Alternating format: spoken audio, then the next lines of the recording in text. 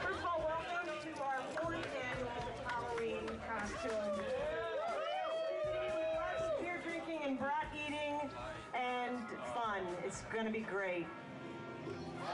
I'm very happy with the way God of War 2 came out. Provided we hit our mark, I was pretty confident that our sales would be better than God of War 1, but I was rather skeptical that our reviews would be. God of War 2, I think at the end of the day, probably equaled, if not slightly exceeded the first, which I was not expecting, and it was quite satisfying. I can't believe I'm fucking doing this. I deserve this one, then. This is the final chapter. So I think big goals for me are to finish this off in such a grand, epic fashion, something that is truly befitting of what we've done, what we've set up in 1 and 2. All right, this is her revenge story. God of War 2 ended up being everything we ever hoped it would be, and probably a bit more. It got reviewed very well. I honestly feel like it was probably about as good a game as is likely to be made on the PS2, and I'm very proud that we managed to do that. Oh, one big family here at SCEA.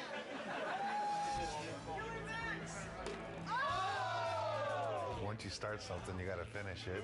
So that's the way I look at things. God of War 3 is going to be the conclusion to the story. My hope is to make the best effects I can on the last one. When I think of God of War, I think of the best action platformer out there right now. I think other games and other companies look at us and go, how are they doing it? How can we make it like them? And that's rad, because I've totally been at the company where we looked at that game and went, man, how do we do that, you know?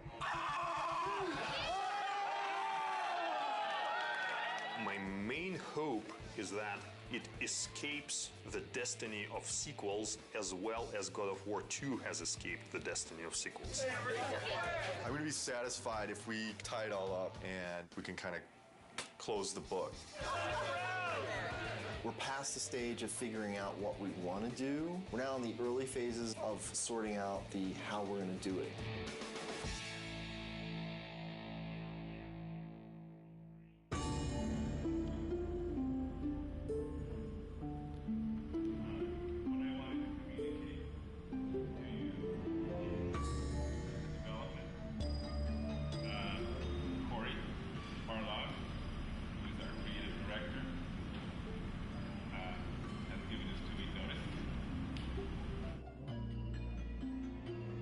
Next Friday will be my last day at Sony Santa Monica.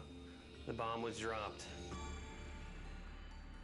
It was somber and everyone was quiet and no one said anything, and perhaps there was a tad bit of shock. It's killed me because I really didn't want to say something, but it's just nothing you can say is going to come across as anything but you're an asshole. When I heard that Corey was going to leave was kind of annoyance more than anything. It's, you know, it takes a long time to make a successful team as much as a successful product. It's always a pain when a key person in that team decides to move on. First emotion we felt was just shock. Didn't see it coming, didn't expect it. It's like dropping a bomb. Well, it was disbelief, obviously. I thought he would be the last one to leave. Incredibly bummed out, like very, very disappointed. You know, you never really prepared for something like that, you know. They don't warn you very well either. They just kind of spring it on you. It was kind of a bit of a shock. I never expected that Corey would leave the project, so. But once the initial shock died down, I couldn't help but being a little bit happy for him, so because he was getting to try new things. It kind of puts us in a little bit of turmoil for now, but I think we'll work it out. I'm glad he has the balls to stick to whatever it is that he wants, but I'm also a little pissed that he's leaving us in the lurch, just kind of like holding the bag. I mean, I know I want to be here. If he needs to be someplace else, that's what he's got to do. And I think it's better that it happened at this stage in the project than a year from now, obviously. It obviously is a very difficult choice and a difficult time and not a very happy choice to be making. But, you know, on the horizon, the doors are opening. Of course, it's hard to imagine someone stepping into Corey's shoes. He's amazing. Many people wondered whether we could do God of War 2 without David Jaffe, who did God of War 1, and I think we succeeded at that. I think we can succeed at creating a third version without Cory Barlog. I think it's kind of neat, actually. A different director for each chapter.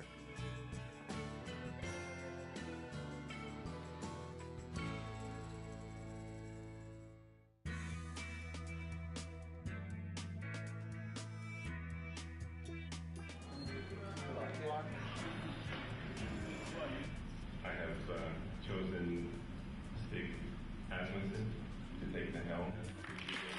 When I became director, there was a very warm response from the team. I got a lot of tons of support, and I mean, so far everybody's been super cool.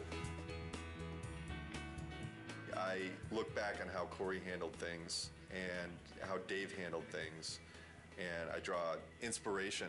I think the most important thing that I got from both of those guys is the fact that they were themselves. I'm super excited about this. You know, this team kicks ass, you know, and it's said a lot, but this type of situation, the kind of garbage that we've been going through in the last month, as far as I'm concerned, this team's second to none. But Stig is fucking amazing. Stig's a pretty good leader, I think mostly because you're probably afraid of him when you first meet him. The entire team really respects him. Everybody communicates well with him, and he's not unfair with any of his decision makings. From my perspective, he is much more easier to work with. He is much more structured and engineer friendly. One of my strengths is to try to lead by example. Hopefully that filters through to the rest of the team and they're able to approach their tasks with total excellence. All those leads from the last game, those key people, they're in place.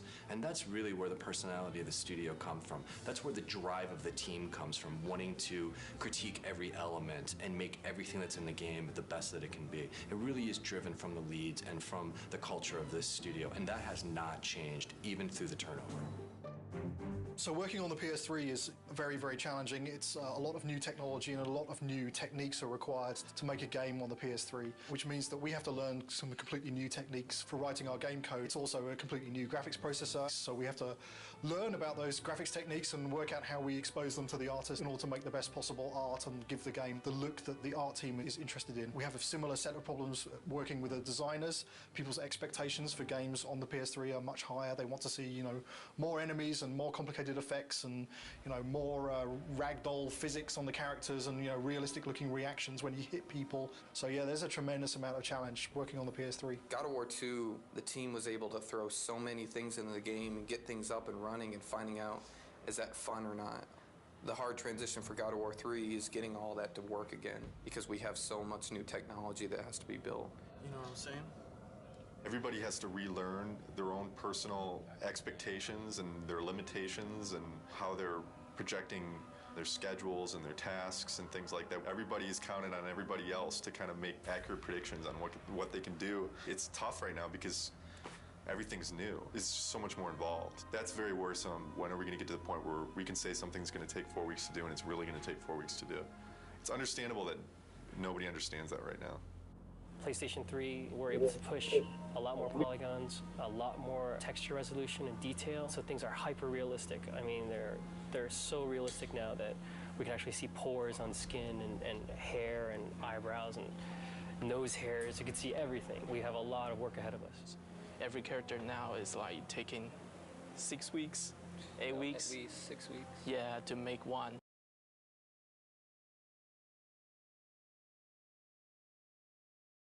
It's not like before, it's like 5 days we can make one. For me, it's not knowing kind of where the limits are. You can make stuff look so super realistic now, and that takes a lot of time. Whereas before, we really had defined limits. Yeah, it's exponentially more complex. And the other big thing is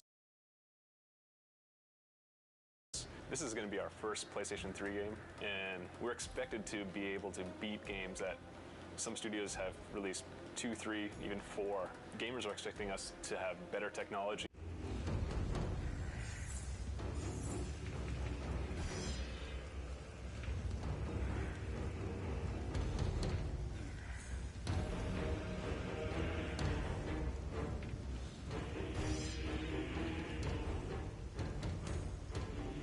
My vengeance ends now.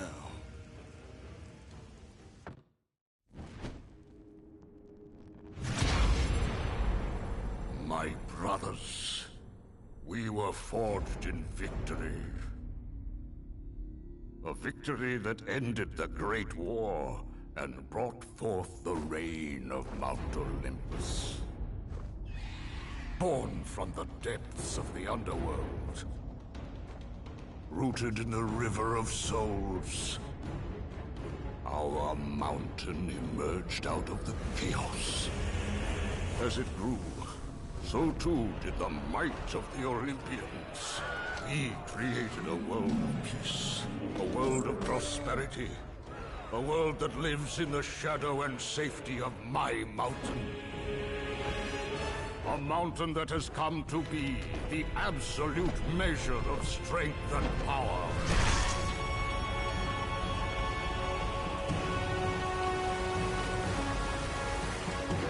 Now, on this day, that power is to be tested. The mortal Kratos seeks to destroy all that I have wrought. Brothers, put aside the petty grievances that have splintered us for so long. We will unite. We will stand together. And I will wipe out this plague. Olympus will prevail.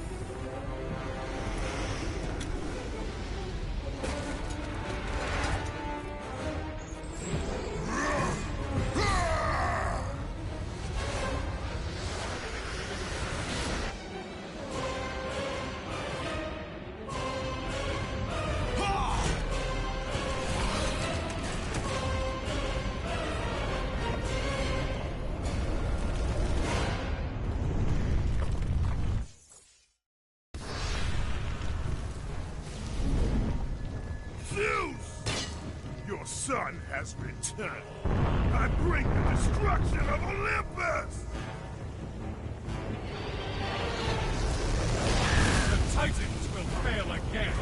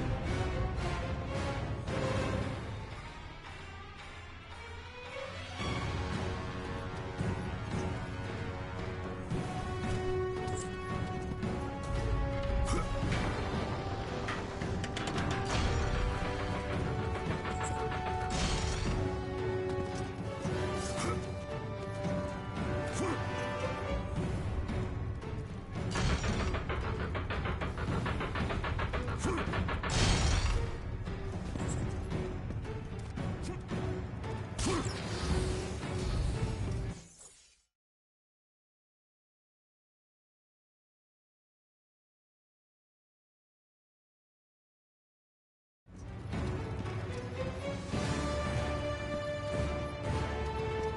spotted.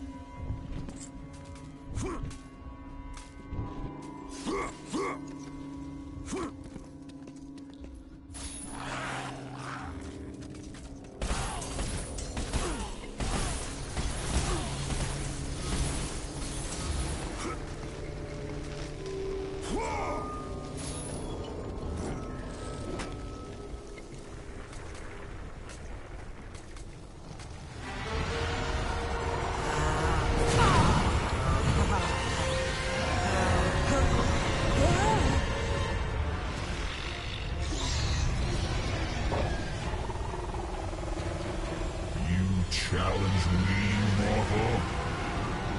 A god of Olympus? A true warrior does not hide, Poseidon! Leave the sea and face me! You have disrespected the gods for the last time, Kratos. I will leave nothing of you in my wake.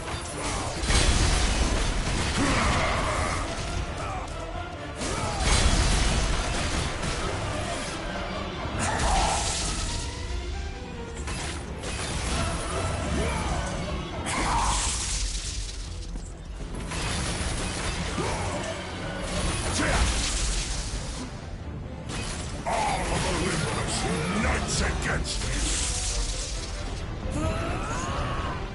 Jump to my hand!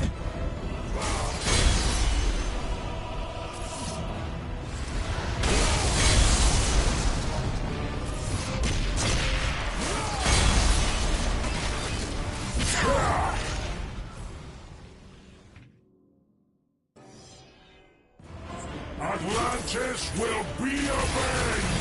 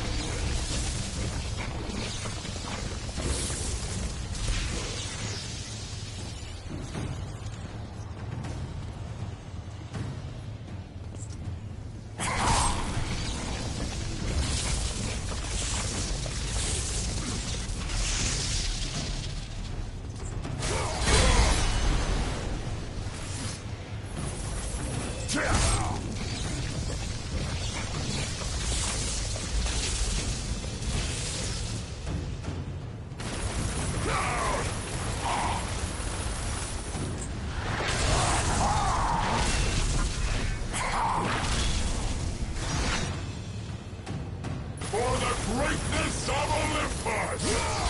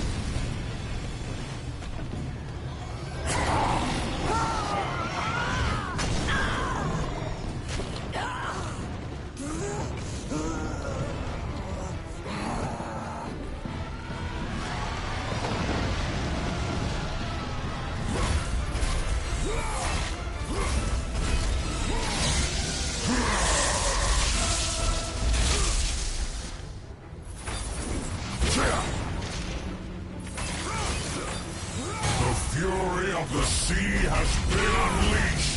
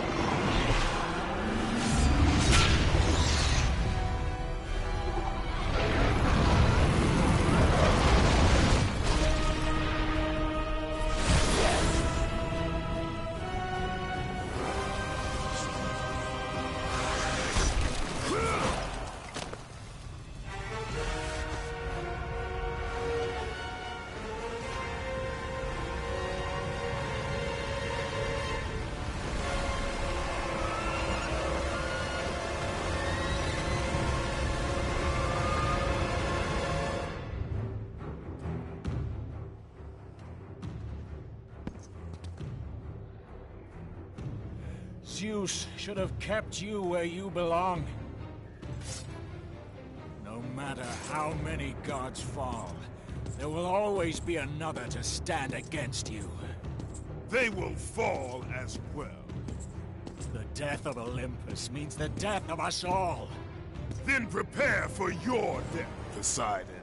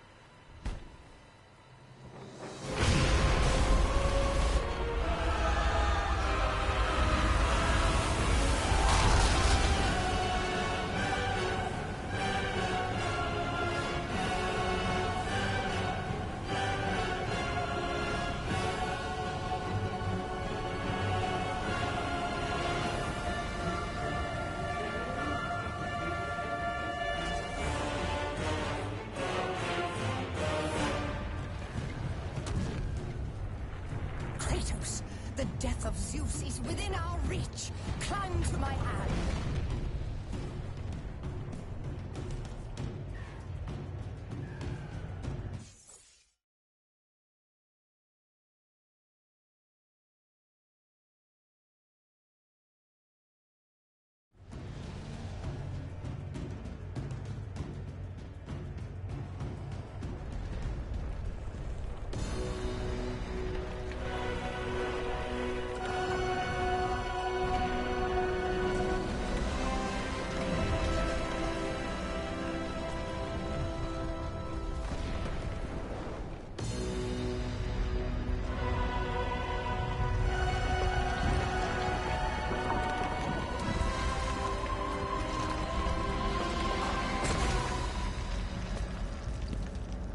What will you do, Father?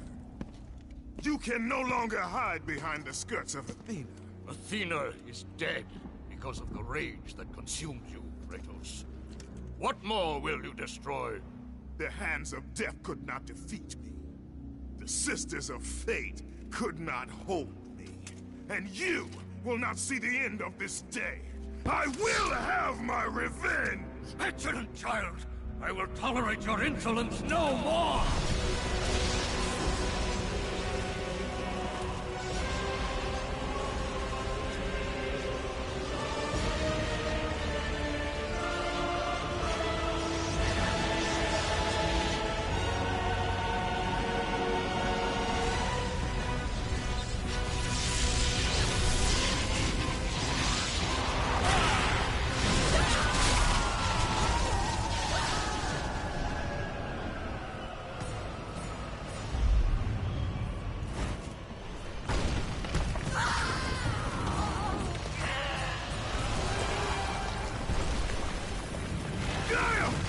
I can hold on no longer! If I help you, we will both fall.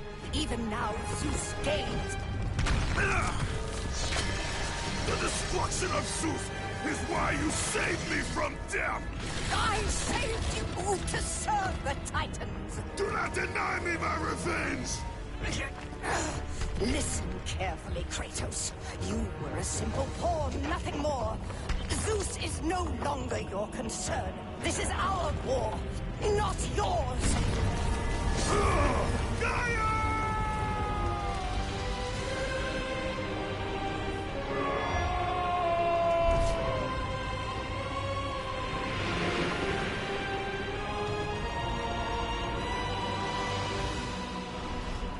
I have lived as a warrior. I have died as a god.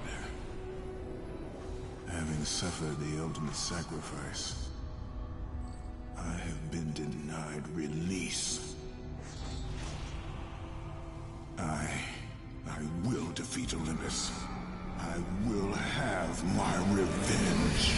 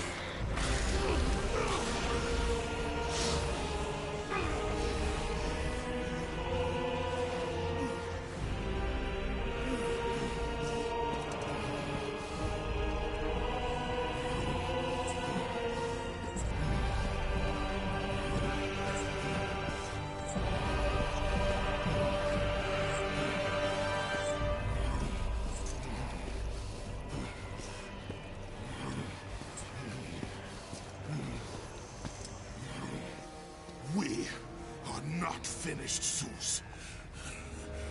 The gates of Hades have never held me. Death cannot hold those with purpose, Kratos. Athena, I have missed you, Spartan. I don't. My sacrifice to save Zeus has brought me to a higher existence. You still appear to be an Olympian. Appearances can be deceiving, Kratos. So can the children of Olympus. Perhaps. But remember, my death came by your blade. My blade was meant for Zeus. Be quick with your words. As we speak, the war for Olympus rages on, and mankind suffers. Let them suffer. The death of Zeus is all that matters. Zeus will not fall as easily as Ares. To destroy the king of the gods, you must seek the source of his strength, the flame of Olympus. You once sacrificed yourself to save Zeus, and now you seek to destroy him? What has brought about this change? I see truths where I did not before.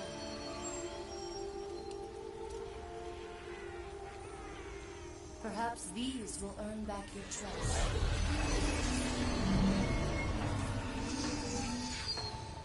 These are the Blades of Exile. They will help guide you on your journey to the flame.